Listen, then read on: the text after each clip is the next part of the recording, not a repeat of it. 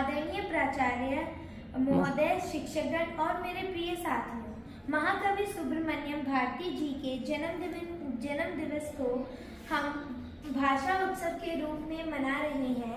ऐसे कवि जिन्होंने आज़ादी से पहले आज़ाद भारत और एक भारत का सपना देखा था और हमें सिखाया कि भारत की प्रत्येक भाषा आदरणीय है।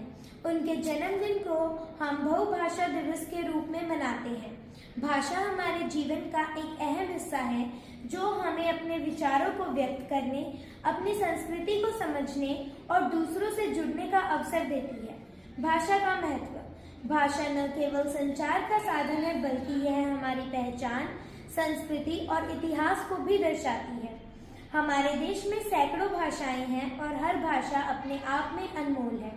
हिंदी हमारी राष्ट्रीय भाषा हमें एकता के सूत्र में बांधती है, जबकि अन्य भाषाएं हमें विविधता में एकता का उदाहरण देती हैं। आज का अवसर। आज के इस भाषा उत्सव में हम विभिन्न भाषाओं के महत्व को समझेंगे, उनकी सुंदरता को महसूस करेंगे और एक दूसरे की भाषा और संस्कृति का सम्मान करना सीखेंगे। हमें यह भी याद रखना चाहिए कि भाषा सीखना एक सतत प्रक्रिया है और हमें अपनी मातृभाषा के साथ साथ अन्य भाषाओं को भी सीखने का प्रयास करना चाहिए।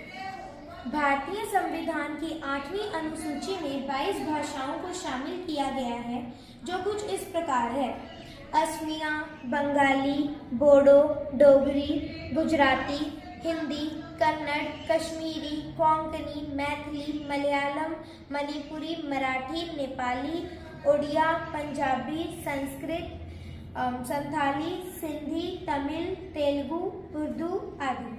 इन भाषाओं को समय समय पर संविधान संशोधनों के माध्यम से जोड़ा गया है। शुरुआत में 14 भाषाएं थी, जिन्हें बाद में बढ़ाकर 22 कर दिया गया है। आइए हम सभी इस अवसर पर संकल्प लें कि हम अपनी भाषा का सम्मान करेंगे, उसका प्रयोग बढ़ाएंगे और दूसरों को भी इसके लिए प्रेरित करेंगे। भाषा हमारे जीवन को समृद्ध बनाती है, हमें इसका सही उपयोग करना चाहिए। धन्यवाद।